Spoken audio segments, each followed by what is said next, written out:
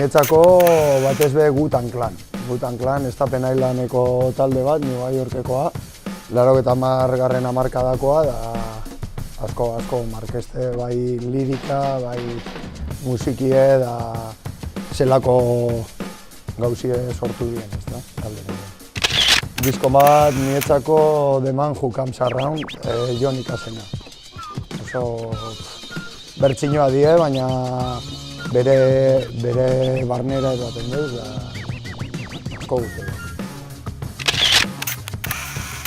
Kantu bat, piloa dekotaz diskoa be bai, baina Better Way de Ben Harperren. Better Way, asko guzti dut, bai. Nik letrak pilo bat asko guztetea jat, batez be rapa asko guztetea jat, lirika aldetik, 80. hamarkadakoa. Baina esango neuke niretzako Know Your Enemy, Rage Against the Machine, osorik, letra, goitxi gara.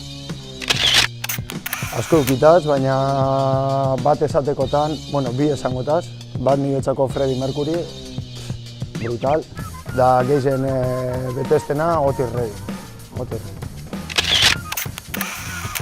Gehien guztete jatena, etxien vinilo bat ipini, viniloa niretzako xarma bateko, baina gero Spotify asko konsumi dute dut eta batez be CD, kotxien CD dekot, osea, CD.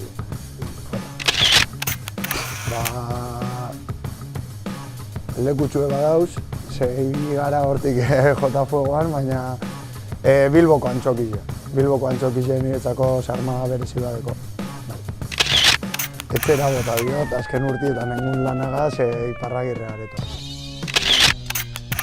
Pilo bat eukitaz, da internazionala da hori, dana, da bai, da viaje bai, joanaz bidaizen, joanaz ikusten kontzertue, baina esango neke, 66ers antxokizen 2013ko kontzertua.